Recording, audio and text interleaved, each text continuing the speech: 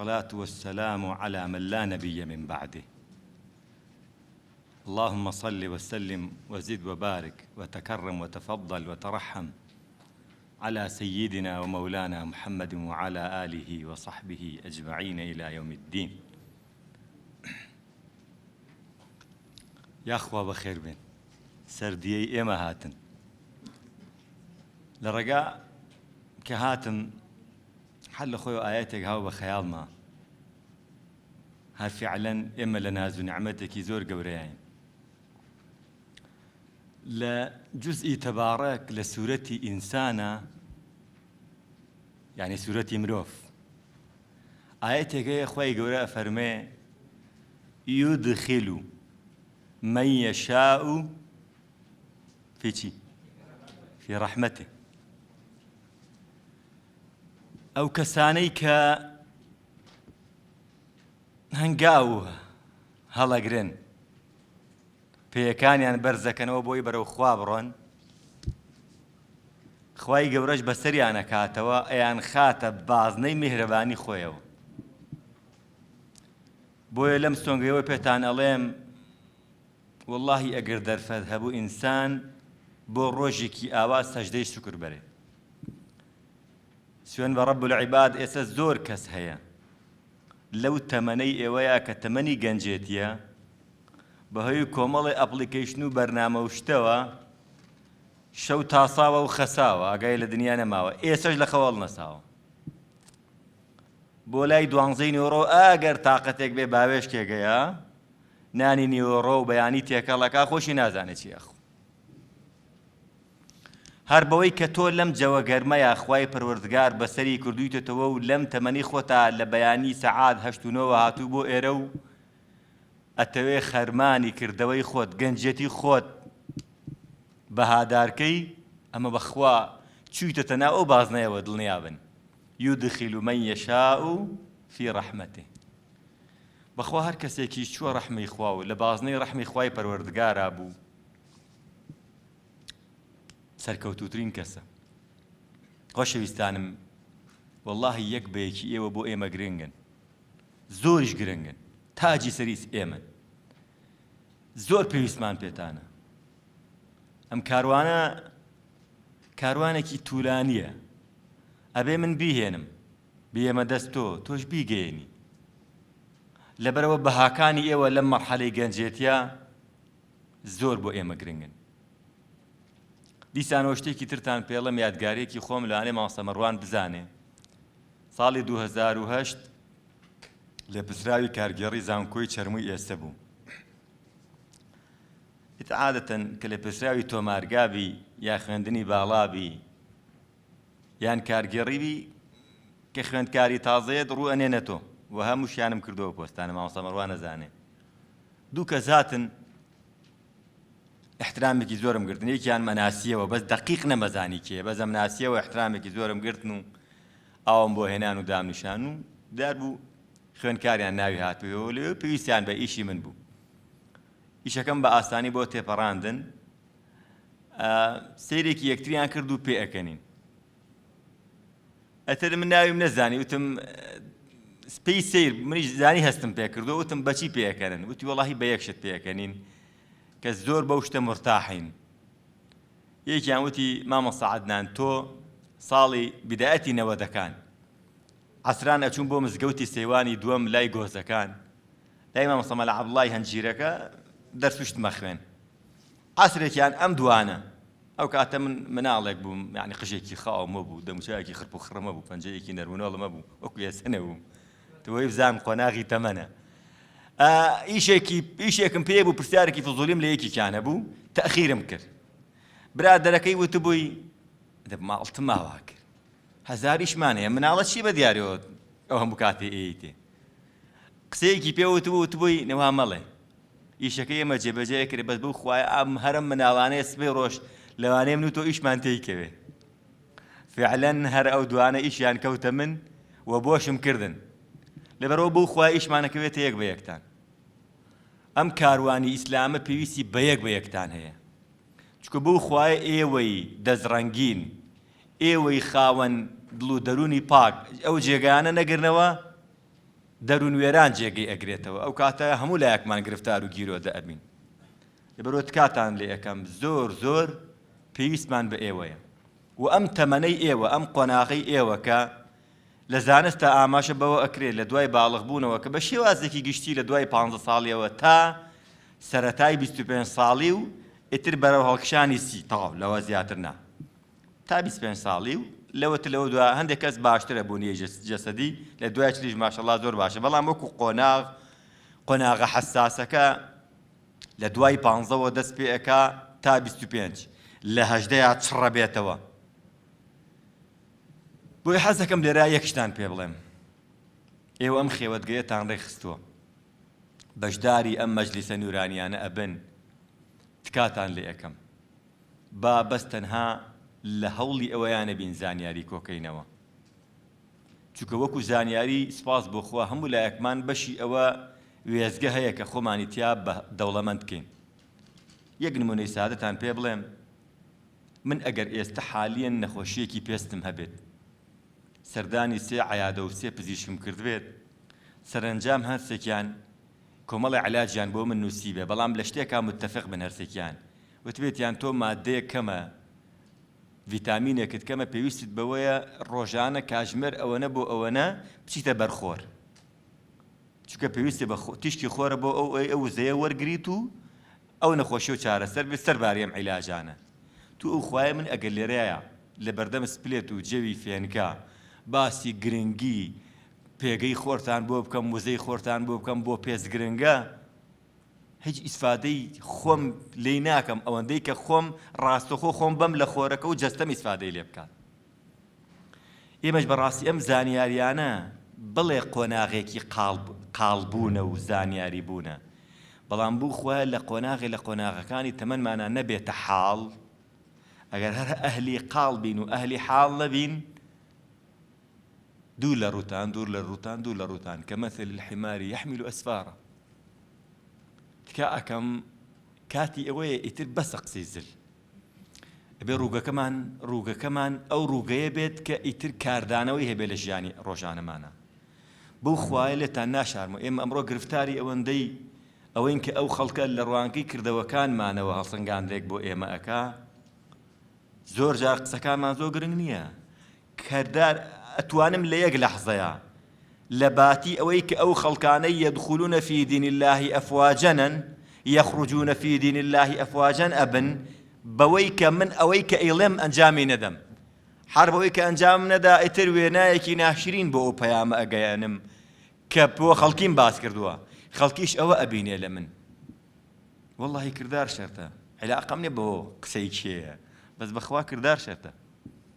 وقل اعملوا فسيرى الله عملكم ورسوله والمؤمنون والله فرموديك زور لراوية كان فرمستندكي حسنة وأشيت بلي صحيحة أويك بيغمري خواص صلى الله عليه وسلم كإس إمل سروبندي كوتشين هێشتا پێغەمبەری خوا صلی الله علیه و سلم نەکەشتۆتە مەدینە چونکە ئەگەر کۆچەکە 14 شەو بێت هێشتا نزیکی 6 ڕۆژە دەستی پێکرد هێشتا نەگەشتۆتە مەدینە هەر بەڕێگاوەیە و خەریکی عارقکردنەوەیە هێشتا هەر هیلاکە نەگەشتۆتە شوێنی ئیسراحەتی خۆی ئەم پەیامبەری ئیسلامە لە گۆڕەکەی خۆیە یەکێک لەو فەزلانەی کە بەوی بەخشیوە ئەوەیە حەیاتی خەیر لەکم ومەماتی خەیر لەکم ئەوەنە بەپەرۆشە بۆ ئێمە لە گۆڕەکەی خۆیە ڕاستە و خۆ خوای پەروەردگار کۆمەڵە فریشتەی تەرخان کردووە کردەوەکانی ئێمەی پیشانەدەن بۆی باز ناکەن ها پیشانی ئەدەن تعرض علي أعمالكم دیزاینی دانیشتنی ئێمەی پیشانەدرێ فإن رأيت فيه خيرا حمدت الله لە گۆڕەکەی ئەوەنە ئاسوودەیە ئێمە بینە سەرقاڵی شتێکین سەرقاڵی ئەوەین ئیتر بەو کاروانە نورانیە بگەین کە لە پێغەمبەرانەوە بەدەست ئێمە گەشت تابعین و ئەصحابی کرام و داعیەکان بە ئێمەیان گەیان ئەو پەیامەش سەرشانی ئێمە ئەگرێتەوە ئێمە جێگەێنین ئەوەندە مرتاحە لە ئومەتەکە هێشتا کەسانێکان ئەم پەیامە ئەگەێنن چونکە قیامەت بەرپا نابێت تا ئەو ڕۆژەی کە ئەتر یەکێ ئەڵێ الله الله پیاوێکی بەتەمەن ئەڵێ الله الله ئەڵێ ئەو شەیە چییە وم گوێم لێ بووە ئەو باسی چییەکەی ئەڵێ وەڵای ئەمە گەنج من شتێک باسەکرا پێوترە الله یعنی ئەوەنە ئەم دینە نامۆ ئەبێتەوە بەڵام ئەو دینە تا ئەو ئەڵڵایە بمێنێ هەڵگرانی وەکو ئێوەی هەبێ گەنجی لێهاتووی وەکو ئێوەی هەبێ گەنجێک کە ئەمڕۆ لێتان ناشارمەوە ئەمە بەڕاستەوە خۆ لەگەڵتانە باسی یەکەم من و ئام مامۆستا عەدنان خۆشەویستە لە دهۆک خوێندکار بووین قۆناغی تەمەنی ئێمە لەگەڵ ئێوە ئەزانی چی فەرقە ئێوە بەس تەنها لەم مەرحەلەی گەنجێتی خۆتانە بەس دەست بە دینەکەتانەوە بگرن ئەوڵ بەن هەندێشت هەیە زاڵ نەبێ بەسەرتانە لە قۆناغی ویلایەتان وەلی خوانێەوە چونکە ئەوەی ئاسان بێ ئەمڕۆ ئەوەیە وروژاندنی لایەنی جنسی تۆیە جەستەیەک خوایەتی بە تۆ ئەلەم قۆناغەی تەمەن تا لێوان لێوە لە شەهوەت لێوان لێوە لە هۆرمۆناتی وروژاندن و هەموو شتێک ئەمڕۆ ئاسانە نەک بەبینین هەر بە لایف نەک بە لایف بە تەلەفۆنێک شوێنیش زۆر ئاسان هەیە چەندین شوێن هەیە وەڵاهی پارەش نایە پارەت بۆ ئەدەن وە دەعوەتیش دەکا خۆت بەتاڵەکەیتەوە لەم کەش و هەوایی فتنەیە نا فتەنەیە بەجەمع تۆ یەک لە کاتی خۆتەگری لە باتی ئەوەی خەریکی شتی تر بی وەکو خەڵکانی تر ئێستا مەست و حەیرانن بە دیاریەوە تۆی حەزەکەی گوێ لە پەیامەکەی خوا بگری هەرەوەنە هیچی تر ناڵێم خەیاڵ تەڕوا کێشەم نییە مجرد بەوەی کە لەسەر ئەو کورسێ دانیشتویت و ئامادەی گوێ لێ من بگری هیچ ئیشێکشی بە من نییە سوێن بەخوا تەنها حەزەکەی گوێ لەم پەیامە بگری دیسان دووبارە یەکەمەوە ئێوە لە بازنەی یودخیل من یەشاء فی ڕەحمەتیه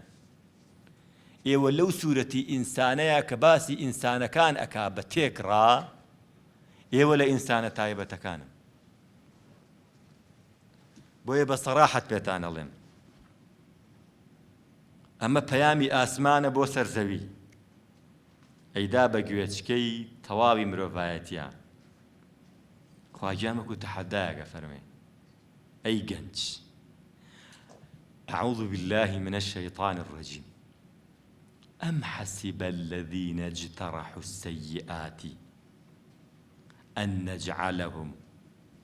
كالذين آمنوا وعملوا الصالحات نعم بوستن سواء محياهم ومماتهم نانا نبخوا نك خلافي عدلي خوايا خلافي بوني خواشا أم بردوزا أقر وانبي خوا أفرمي آيا أو كساني سرمست حيرانو قاڵن لە شتی دنیایی و خۆیان سەرقاڵ کردووە بە هەموو شەهەواتەکان سڵ ناکاتەوە دووبارەی ناکاتەوە ئەوەی ئافرەت گۆڕیوە دووبارەی ناکاتەوە ئەوەی خەڵەتاندووە سڵ ناکاتەوە لە نەزەر سڵ ناکاتەوە لە تەواوی گوناهەکان ئیجتەڕەحو یعنی لێوان لێو بوون تێوەگلاون ئەسسەیئاتی وەکو ئەوانەوان کە ئیمانیان هەیە و کردەوەی چاکە ئەکەن بۆی دەستە دا و ئەیگۆڕێ لە دنیای گاڵاکسی و سمارتی ئەمڕۆیە ئاوایەک بەس دەسەر ڤیدیۆکە ڕاگرێت 4-5 ڤیدیۆ تر تەیاتە نەکلیک هەر بیبینە ئاوا 4-5 تر تەیاتە ئەپلیکیشنی نوێ بۆ ئەوەی کە بێتاقەت نەبیشتی تازەتر ببینی ئەو نا یەکسەر لای ئەدا بۆی لەو شتەیە دووبارە نەبێتەوە شتی تری بۆ بێت ئایا ئەم کەسە وەکو ئەوی تر وایە خوا ئەفەرمێ سەواء مەحیاهم ومەماتهم ئایا بۆ لە ژیانی ئەوە هیچ قیامەتەکەی گومانی تیان نییە قیامەتەکەی گومانی تیان نییە بەڵام مەحیاهم بۆ بە ژیانیشان وەکو یەکوا بێ واللهی لە ڕووی زانستی دەروونناسیەوە ئیسبات بووە فیتڕەتی پاکی ئینسان کاتێک کە تێوەی ئەگلێنی لە گوناهێک ئەو نەفسەت خۆی بۆ خۆی وەنەفسی وەما سەواها فەئەلهەمەها فوجوورها وتەقواها خۆی بەبێ خواگیان خۆی سزاتە یا نەفست ئەزانین سزاکەی چییە؟ ئۆتۆماتیکیان تووشی کەئابەتەکە بەڕووکار جیکڵاسی پێ بەڕووکار جوانترین کچی لەگەڵایە یا ئافرەتێکە و لەگەڵ جوانترین کوڕ و دەوڵەمەندترین کوڕایە بەڵام لێوان لێوە لە غەرقی بێتاقەتی لێوان لێوە لە کەئابە لێوان لێوە لە ژیانی درۆ لە ستۆری خۆیان داوەتێکە دانێ بە سوێن بەخوا داوەتێکە بەس دیکۆرە کە ئەمڕۆ بەڕاستی دنیای سۆسیال مێدیا ئەوەنە قێزەون بووە ژیانی تایبەتیشمان نەماوە ئەگەنە هەموو کەسێ بە ژیانی تایبەتی خۆی هەبێ نەبڕایەوە ساڵی جارێک داعوەتیەکەکەی 50 پۆستی لەسەرەکەی ئەمڕۆ شەوێکی خۆشمان بردەسەر لەگەڵ فڵان و فیسارە بەسە ژیانی درۆ و دەلەسە و ڕووکار کە ئەمڕۆ تۆڕی کۆمەڵایەتی نییە تۆڕی دابڕانی کۆمەڵایەتی ئەگەر وردبینەوە لێی عەلاقەیەکی ئیجتیماعی زۆر خۆشەویستیمان وای لێ هاتێ بە ئیمۆجیەک تعبیری لێ بەمەوە ئەی خوا ببڕێ کە ئەگەر جاران ئیحساسی برایەتی لە ئاستێکا بووە وەڵڵاهی سەلەفی پێش ئێمە پێش ئەوەی کێشەکەی خۆی لا بڵێ بەدڵ و دەروون هەستی پێ کردووە ئەی مەگەر پەیامبەری ئیسلام نافەرمێ ئیتەقوا فیراسەتە المؤمن فیراسەتی مؤمن هەندێک جار ئەگاتەوە ئاستەی کە من ناخی تۆ ئەزانم بێتاقەتە والله لەناو باوە باپیری ئێمەیە کابرا هاتووە بۆ ماڵەکە تەق فەرموو فڵانە کەسە پێشوازی کردووە فڵانە کەس ئەزانم کاتەکەی ناوەختە پێویستم بە 200 دینارە ئێستا ئەمە بەکلێنەی چاو سین و جیمی نییە تەنها برادەری بۆ دانیشە باوێکە بۆ بێنم بەسەر چاو لە ژوورەکە ئادای نیشانەوە چوو لەو 200 دینارەکەی بۆ هێناوە پەلەی بە ڕۆشتە تو ئەو خۆیان ڕۆنانێک لە ماڵی خۆمان بخۆ نابەخوا بێ بڕۆم پەلەمە و پارەیە بە بگەێنمە شوێنی خۆی کابرا کە ڕۆشتووە ئەم دەستی کردووە بە گریان باسی باوە باپیرانی خۆمانتان بۆکەم دەستی کردووە بە گریان خێزانی وتێتی بۆ گریاوی بۆ ئەگرێ مە چییە تۆ خێرەکرد کردووە خۆ باید دڵ و دەروونم مرتاح وایە نەوەڵا ئەڵێ بۆ ڕسوایی دڵ و دەرونی خۆم ئەگریم ئەبوایە پێش ئەوەی ئەو هەستی بگاتە ئەوەی بگات تینی بگاتە ئەوەی کە بێ داوای پارەکە لە من بکە من ئیحساسم بۆیە پارەکەم بۆ بردایە نەگەوەی کە بگاتە تین و داوا لە من بکە دیارە تەواو گەشتۆتە تینی بۆ هاتووتە لای من بۆیە پێشەوە من هەستم پێ بکردایە بۆ جاران هەستم پێ ئەکرد ئێستا دیارە دڵ و دەروونم هیلاکە هەستی پێ ناکەم الأرواح جنود مجندة ما تعارف منها ائتلف وما تناكر منها اختلف إيمان داران أجانا آستيك ئەبێ بە ناخۆشیەکانی یەکتری بزان بەڵام گرفتی من لەوایە گرفتی ئێوەش لەوایە ئێمە ئەمڕۆم بابەتانە باسەکەین خەڵکی بە میسالیمان تێگا بابە دکتۆر عەدنان باسی چیەکی لەکوێژی تۆ خەریکی چی تۆزێ وەرە واقع لەگەڵ واقع بژی وەڵڵی برا گەورەکەم ناهەقە نییە ئەفسانە بۆ تۆ باسەکە دنیای مادیات خەرق و ونی کردوین کوێری کردوین هەروەڵا دنیای ئیمۆجیە کابرا جەرگی سوتاوە جەرگ لێی قەوماوە داوای دوعایەکی خێر لە تۆکە ئەی بابە کۆ دوعایەکی کۆپی پێیسی بۆ دانە قەیچێکە ئیمۆجیەک دانێ کافیە هەندێک جار سەرقاڵیە بەڵام هەندێک جار بەڕاستی نەبوونیەوەی ئیحساسەمانە بۆ یەکتر بۆ تکاتان لە یەکەم لە دنیای ئەمڕۆ ئێمە پێویستمان بەم مخەیەمانە هەیە بە تایبەت بۆ دنیای ئێوەی گەنج وەڵڵاهی دڵ و دەروونت ئەگەر مەشغوڵی نەکەی بەشتی چاکەوە شەغەلەتکە بالسەیئات نفست مەشغوڵ تەکا بەشتی ترەوە هەر بۆیە پێغەمبەری خوا صلی الله علیه و سلم یەکەمین ئیشێکە گەشت کردی گەشتە مەدینە پێش مەدینەش لە قوبا مزگەوتی دروست کرد و حتا لە سەردەمی ئەصحابی کیرامیشە ئەگەر بەروارێکیان تۆمار بکردایە بە مزگەوت تۆماریانە کرد چونکە لە مەسجد ئوسس على التقوى من ئەوەلی یەکەم بەروارە ئیشم بەوە نییە سەرەتای ساڵی کۆچی بەچی دەستی پێ کردووە ئیشم بەوەیە کە بەروارەکان لە مزگەوت سەرچاوەیان گرتووە چونکە ئێمە لە مزگەوتە ئەترە بێ خۆمان بەتاڵکەینەوە بە بینینی یەکتری فەراغەکانمان بۆ یەکتری بەتاڵکەینەوە و ئەو کێشە دەرونیە کە هەمانە بۆ یەکتری باسکەین زائدەن ئەم مەجلیسانە کە ئەمڕۆ ئێمە پێویستمان بەم مەجلیسانەیە والله لە جەنگی بەدرە لە جەنگی ئوحودا لە هەموو ئەو جەنگانەیە کە پێغەمبەری خوا صلی الله علیه و سلم گەشتۆتە حاڵەتە ناڕەحەتەکە و خەڵکان خەریبە پشتی تێکەن ئەو ئەصحابانەی کە لە ماڵی ئەرقەمی کوڕی ئەرقەما مانەوە ئەوانە پشتیوانیان لە پێغەمبەری خوا صلی الله علیه و سلم بۆ چونکە ئەوانە خێوەتگەیان بەڕێکخراوە ئەوانە قاڵ بوونەتەوە ئەوانە لەو ماڵەیە ئەتر بەشی ئەوە پەروەردەیان وەرەگرتووە کە لە ئەمڕۆ لە ڕۆژە ناڕەحەتیەکانە بەرگە بگرن دنیای کاولستانی ئەمڕۆی سەرقاڵی دنیای مادیات ئەگەر ئەم جۆرە مەجلیسانە ڕێک نەخەین بەرگەی ئەو وەزعە ناگرین بەرگەی ناگرین تکاتان لێ یەکەم هەوڵ بن ئەو کاتانەی پێویستە لەگەڵ خوایە تەنیا بن تر کاتەکانی تر با لە گروپە ڤایبەر و وەتسئاپ و مەسنجەرە چاکەکانی لەم جۆرە گروپانە یابین حەد یەقەل شتێکدا ئەبەزێنە بیر مەخاتەوە حەدیەقەل کە مەشغوڵم پێمەڵێت ڕۆژی یەکشەمە تاسوعایە و ڕۆژی دووشەمە عاشورایە ڕۆژەکەیم بیرە خاتەوە. حەدیەقەل ئەوەم بیر خاتوە کافیە. حەدیەقەل سڵاواتێک دانێ بە بۆنەی سڵاواتە کۆمنی سڵاواتێکەیە. حەدیەقەل ڤیدیۆیەک دابەزێنێ بە ڤیدیۆیە شەحنە بمەوە.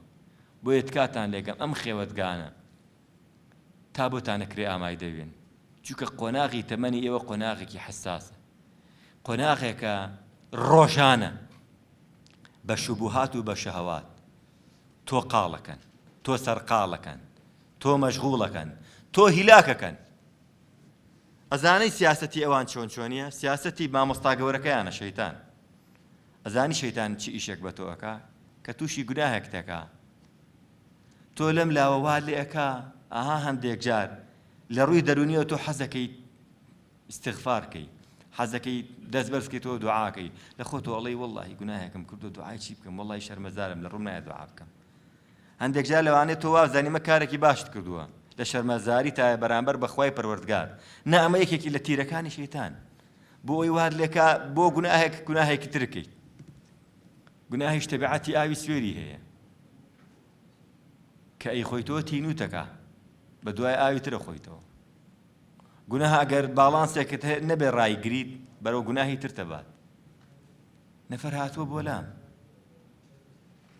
تووشی حاڵەتی گوناهی گەورە بووە لە حاڵەتی زینا. کابرا وەزعی مادی زۆر باشە، ژنەکەشی زۆر زۆر جوانە، بەڵام ئەوەی کە زینای لەگەڵا کردووە قەرەچێکی پیسی سڵکن بووە. ئەڵێم بۆچی ئاوا؟ خۆ تۆم ئەڵێ وەڵڵاهی نازانم، خۆشم نازانم، بۆ ئەویان بەلەزەت بوو لە لام. ئینسان کە تووشی گوناه بوو زۆر جاری وایە چێژ لەوە ئەبینێ لەو شتە قێزەونانە وەکو مێژوایە مەشتی پیسەوە ئەنیشی. بەڵام کە ئینسان ڕۆحی باڵا ئەکا چێژ لەوە ئەبینێ کە نەک گوناه نەکا، ئەسڵەن لە هەندێک شت کە تەموو مژیشی لەسەر خۆی لێ دوورە خاتەوە. ئێمە پێویستمان ئەبەو حاڵەتە هەیە. تکاتان لێ ئەەکەم جاران ئەگەر بیری لێ بایە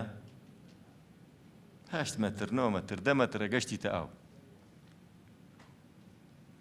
ئێستا لە بەعزێ شوێن 150 مەتر لێ ئێی لە سیتەک، سیتەکی لێوان لێو لە ئاو، بەعزێ شوێن 150 مەتر ئاو لێ ئێی. 150 مەتر ئەزانێ مە بگەمە کوێ؟ بە دوای چیاوێڵم بۆ ئاوە گەڕێم. بۆ گەشتت بە سەرچاوەی ئاوە زوڵاڵەکان یاوەکەی ژێر زەوی تۆ و قوڵایە لێ ئێی. بۆ ئەوەی بگەن بە ڕۆحە ئەسڵیەکەی خۆتان کە ئتر وەکو سەید قوتبە فەرمێ لە بەرزیەوە بڕوانێ بۆ شتەکان ئەبێ بڕۆنەوە بۆ ناخی خۆتان. هەڵیکەنی بڕۆی تایی دۆزیتەوە. دنیای سەطحیات و مادیاتی ئەمڕۆ بەس دروکارەکانە بینێ، بەخوا زۆر جار ناگێتە ئاوە. بۆیە ئینسانی موسڵمان پێی عەیبە لە قۆناغێکە ئەتر موسڵمان بێ، ئتر بەرەو ئەوە ئەڕوا ئیمان بێنێ، بەرەو قۆناغی ئیمانداری تا وردە وردە ئەگاتە قۆناغی ئیحسان. قۆناغی ئیحسان چییە؟ نەپێویستە بە حەدیثە، نەپێویستیشی بەوەی کەس بۆ شەڕەحکا. قۆناغی ئیحسان ئەو کاتەیە کە خۆت تەنیایت، دڵ و دەروونت بەهۆی ئەوەی کە لە ڕۆژەکەیە کۆمەڵە شتت بینیوە حەزی بەوەیە کۆمەڵە شت ببینێ بۆی بەتاڵ بیتەوە. کەسی ناتۆ پێ ئەنەی بەو نەفسە تا و حەزەکەی شتێکی چاک گوێ لێ بگری کە دڵ و دەروت حەزی لەو شتەیە، ئەوە دڵنیا بە تۆ لەو مەقامی ئیحسانەیەیت.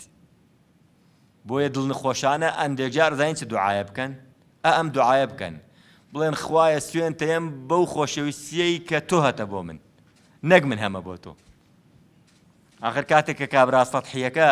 ئەچێتە پشتی دیوارەکە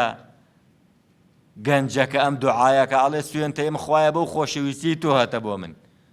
دوای ئەڵێ هەروەر کاکە بێ زەحمەت واضحەکە هەموو کەسێ خۆشەویستی بۆ خوا هەیە، بەڵام تۆ چۆن نەزانی خوا تۆی خۆشەوێ؟ ئەڵێ گەورم بەوەیە ئازانم لەم قۆناغەیە لە کاتی ئێستەیە کە کاتی VIP و ئەوەیە کە ئێمە دانیشتنی VIP مانەیە بۆ کۆمەڵە کەسی تایبەتە. ئالەم کاتی VIP کە سەعاتێ پێش بانگی بەیانیەوە تا من بەخەبەرم تۆ خەوتووی، شتی تر خەبەری کرد تۆ قەرزاریە نایڵ بخەوی کێشەی قەرزەکەی وایە گەورم وە ئەڵێ وایە ئەڵێ بەوەی ئازانم خۆشیەوێم ئەگەر خۆشی نەویستمایە ئێستەمەش لە شوێنی تر مەشغوڵی شتی ترێ بووم بۆیە ئامە دیسان دووبارەیەکەمەوە ئێوە لە یودخلوەکەیان اللهم أدخلني مدخل صدق وأخرجني مخرج صدق واجعل لي من لدنك سلطانا نصيرا بۆ هەموو سەردانی ماڵێک بۆ هەموو چوونە شارێک بۆ هەموو شوێنێکی تازە کە بۆیە چن ئەم دوعایە بخوێن کە ئەشنە دەرەمە بخوێن جا بزانە چ سوڵتانێکت هەیە ئەو سوڵتانی نبووەتەی کە پێغەمبەری خوا صلی الله عليه وسلم گەنجاتۆ بۆ لای هیوایەتی زینا بووە مجرد دەستی خستۆتە سەر سنگی بۆ بە وەلی ناخۆشترین شت دەوشتە لای بووە لە جەمع الجوامع کە آخر کتێبی مەلایەتیە فەرمێ فالأعرابي الجلف بمجرد نظرة النبي صلى الله عليه وسلم تبلغ المقامات أعرابية كهيج نازاني شارزاي هيجنية مجرد يكبينيني بيغمري صلى الله عليه وسلم وايلي كاي جينة مقام الشهود مقام الشهود زانن شيا حنظل خوي أفرمي والله كأتونا مجلسي بيغمري صلى الله عليه وسلم بتشاوي سر بهشت ما نبيني بتشاوي سر هس معنا كده ولا نار وباركانا إنه لبهشت في عساكن قال بيغمري صلى الله عليه وسلم بەڵام کە ئەهاتینەوە ماڵەوە دیسان نۆرماڵە بووینەوە بۆیە بەوەی کە ئەم مەجلیسانە وات لێ بکەن کە ئیتر هەست بەوە بکەی چکە ها لێتان ناشارمە ئێمە دوو چێژمانەیە چێژێکی جەستەییمانەیە چێژێکی کاتیە بە بینینی درامایەک بە بینینی شتێک بە بینی خواردنی شتێک بە بینینی کۆمەڵە شت بەڵام ئێمە چێژێکمانەیە چێژێکی معنەویە تەنها ئەو کەسانە دەرکی پێەکەن کە ئەبنە ئەهلی حاڵ ئەوە لە خۆیانە قاڵەکەنەوە گەنجی ئەمڕۆ ئەیانەوێ دووری خەنەوە ئەلەوە ئەها گەنجێکە بێتاقەتە ناشدانێ بۆ بێتاقەتە چونکە ئەمڕۆ بە پلان و بەرنامە بە پیلان و شەڕەنگێزیان لە سۆسیال میدیاوە لە بینینی هەواڵەکانەوە تەنانەت هەواڵی شەوانیش واد لێکەن تۆ گەنجێک بیت بڵێ باشە من خەریکی چیم یەکم بەدوو نابێت ئەوە تا ڕەفیقەکان مەبینیم هیچیان بەهێز نەکردووە یعنی واد لێ ئەکەن کەسێک بیت هیچ بەرهەمێکت نەبێت گەنجێک بیت هەر بە گەنجی پیرت کەن ئەوە ئێمەین ئەبێ ئەمڕۆ بەڕاستی هەوڵی ئەوە بین کە زاڵ بین بەسەر ئەوەیە باوەڕتانە بێ خۆشەویستانم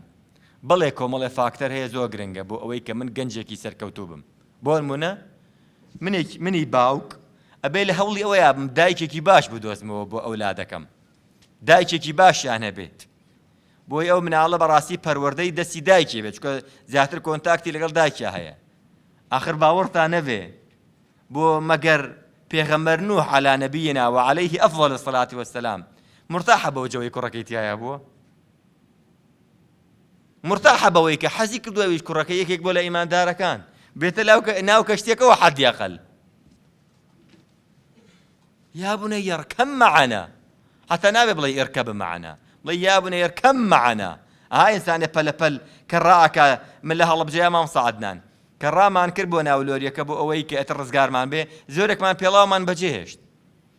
بە پەرۆشی بۆ ئەوەی ئەولادەکەی خۆت بێت کاتی ئەوە نییە تەجوید تەطبیقەکەم و باەکە تەلەفوزی پێ بکەم یا بنەیە اركب معنا کۆرە وەرە سەرکەوە کاتی بێ نییە یا بنەیە اركب معنا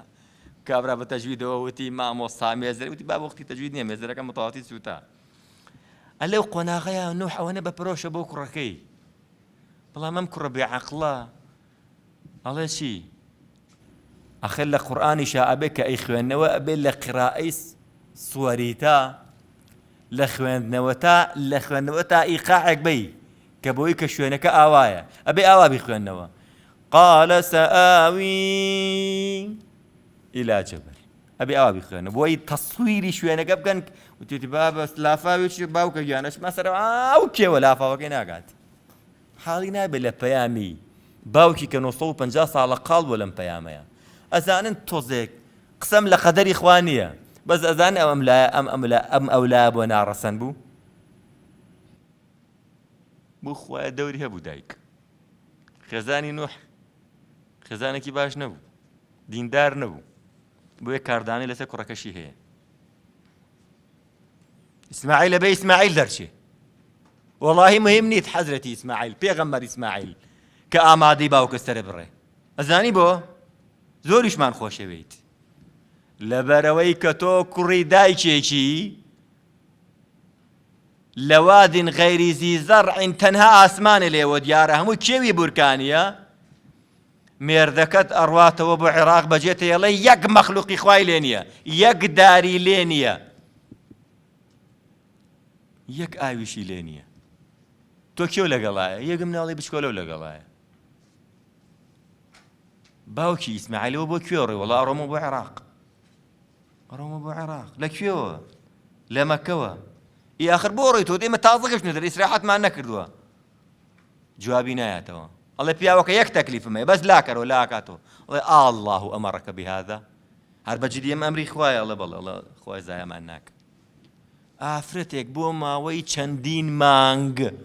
مانگ یەک مەخلوقی خوا یەک مەخلوق تەنها تەیروتیوریش کە کاروانچی لەوێ ڕۆشتون جارجار لەولاوە ڕۆشتون چکە ئاوشتی لێ نەبووە تەیروتوریشی کەم لێ نەبووە لەبەرەوەی نەئاوێکی لێ نەدار و درەخت تۆ لەوێ بەجێڵێ تا ئەگاتە تینیە ئەم مناڵە دەسەکا بە گریان ئیتر ئەم ژنێترە گاتە تینی ئەبێ خۆی هەوڵێەوە بە ئاوێ پەیاکە تا ئاوی زەمزەمەکە و حیکایەتەکە مەشهورە مەبەستمەوەی ئەم دایکەیە بۆ ئیسماعیل دەرەچێ و ئامادەیە نافەرمێ باوکە ئەمرەکە جێبەجێکە ئەفەرمێ باوکەیان تۆ چ بڕیارێکت ئەنجامەدەی تۆ ئەمەڕ ئەوەی کە ئەمرت پێکراوە ئیتر ئیشم نییە ئەمرەکە لەسەرەوە لەلایەن پەروەردگارەوەیە چییە تۆ باوکی منی من دڵنیام تۆ زایم ناکەی ئەمرەکان جێبەجێ بکە بۆیە بەڕاستی بۆ پەروەردەکردنی مناڵ دایک زۆر گرنگە سەلەفی پێش ئێمە پێش ئەوەی مناڵ پەروەردەکەن لە پێشە بیریان کردۆ چ دەواجێگەکەن چونکە ئێمە ئەمڕۆ مەشغوڵین ئەوە دایکەکانن لە ماڵەوە کۆنتاکتیان لەگەڵ مناڵەکانە هەیە بەڵام بەینە قەوسەین ئەمڕۆ زۆر جار دایک و باوکەکەش دایک و باوکێکی زۆر ڕەسەن و ڕێک و پێکن زۆر ئەهلی حاڵن چونکە پێشوەختە لەناو ئەم سەحوەیە ژیاون بەڵام ئەوە ئەمڕۆ ئێمە گرفتارین مناڵەکانمان با دایک و باوکەکەش باش بێت ئیختراقی ماڵەکانمان کراوە و هاتوونەتە ناو ماڵەکانمان لە سەدا حەفتای مناڵەکانمان لە دەرەوەی خۆمانن لەگەڵ ئەمەیا سەرقاڵن من باس و خواستەکەم لەگەڵ ئامایە بەڵێ پێم خۆشە تۆ گەنجێکی بەهرەداربی دایکێکی باش بنە ماڵەیەکی باش لە ماڵەکە حەدیەقەل باوکو دایکەکە پێکەوە جەماعەتێ بکەن نەک زیکری خوایتیان نەکرێ بەڵام ئێگەر ئەمانەش نەبوو خوا تۆی بەسەر کردوتەوە کۆمەڵە کەسی پێ ناساندووی کۆمەڵە گەنجی باش هەن کۆمەڵە شوەسیال و کەناڵی باش هەن مەبەستم ئام خاڵەیانە کە ئەم ئەگەر ئەوانەش وەک بووکێش بەدفەڕە زاوات بەدخێر نەبێ وەک ئەمانەت بۆ فەراهەم نەبووە چونکە خوای پەروەردگار خۆی وعدی داوە بەس تۆ هەنگاو بنێ ئەتگەنێتە ئەو خاڵی کە ئەفەرمێ يخرج الحي من الميت ويخرج الميت من الحي لمردو زينو دركا لباوكيكي بيدين لأبو جهل عكرمة دركا لوليد خالد دركا بعكس شو همانه بۆیە بڵێ باوکمانێ بەڕاستی باوکی کتابانی سەرخۆشە بەس کوڕەکەی بەغامیدی ئەخەوێ ئەمە نیعمەتی خوایە تۆیە کە ئەمڕۆ بەڕاستی ئەوانت بۆ دەستەبەر نەبوون لە ماڵەکەیە باوکە دایکەکەت ئەگەر وەکو پێویستیش نەبن بەڵام بەوەی کە خوا بەسەری کردوویتەوە بە گەنجێکی بەهرەدار خوستویتە ناو دایرەی ئیسلامەوە ئیتر کاتی ئەوەی خۆت بەڕاستی خۆشت هەنگاو بنێی کە خوا خۆیە فەرمێ تۆ هەنگاوێ بەرەو من وەرە من بەهەڕوە لە بەرەو تۆیم خوا ئیشی بەم و تۆ نییە کەچی خوا فەرمێ بەس تۆ هەنگاوێ بەرەو من وەرە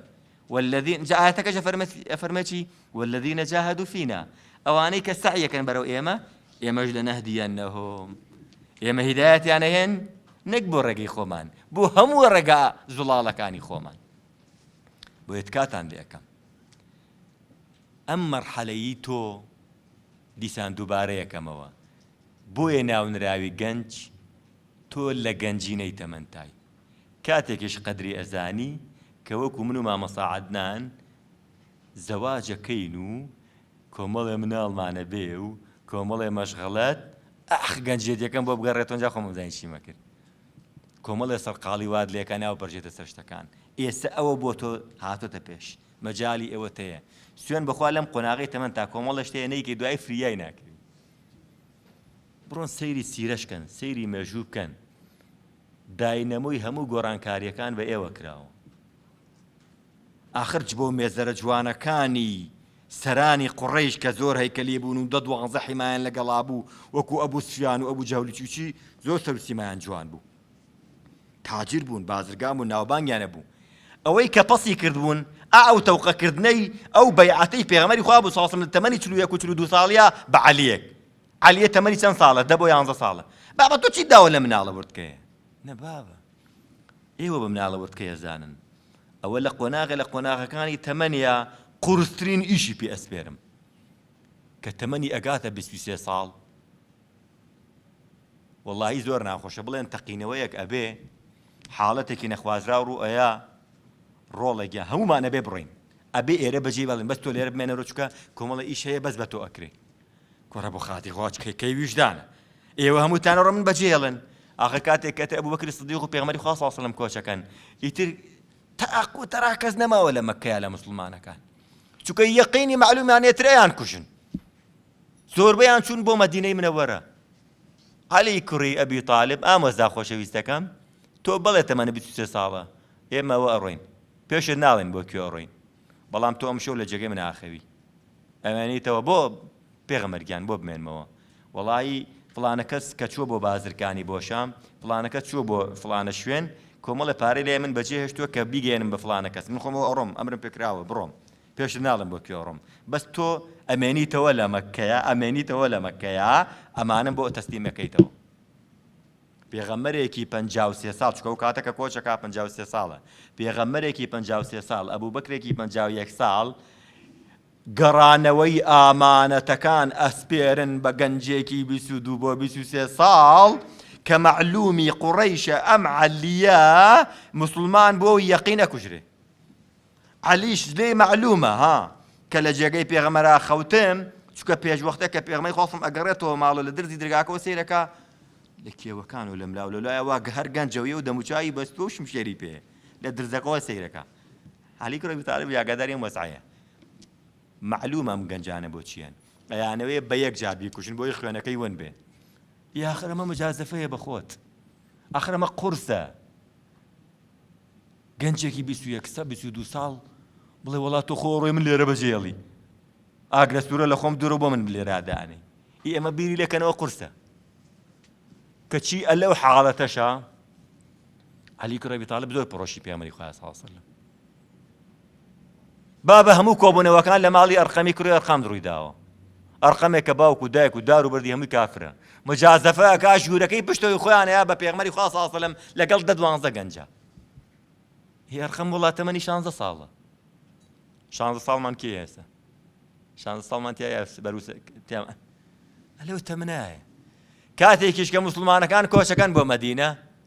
کە موئاخاتەکە ئەکرێ برایەتی موسڵمانان، پێغەمبەری خوا یەک تەکلیفی هەیە. ئەفەرمێ من یەک تەکلیفم هەیە، تەنها بۆ ئەرقەم خانوویەکی تایبەتی بۆ دروستکە، چونکە ئەو ماڵەکەی داڵدەی ئێمە بوو لە مەککەیە. ئێمە پێویستمان بەم گەنجانەیە بەڕێزان، ئێمە پێویستمان بە ئێوەیە ترهیلاکین بەسە. قژمان ڕووتایەوە پێمان نەماوە، سەرەی ئێوەن. سوێن بەخوا ڕوب مبلغ ئەو عام سامع. سوێن بەخوا زۆر جار ئەوەی کە دانیشتۆ گوێم لێگرێ زۆر لە من تواناترە، بەهادارترە، پەیامەکە لە من جوانترە گەێنێ، بەس بە کاتی خۆی بێ. ئێسێوە لە مەرحەلەی کۆکردنەوەی شتەکانان، لە مەرحەلەی چنینەوەی شتەکانان، ئیتر دەچنەوە ماڵەوە لە سەبەتەکای شۆن کاتی عەتاءتان هێشتا ماوە. بۆ هەر لە ئێسەوە خۆتان قاڵکەن، خۆتان بەهێزکەن، کردمان بە چلوویەک. أقول قولي هذا وأستغفر الله لي ولكم ولسائر المسلمين.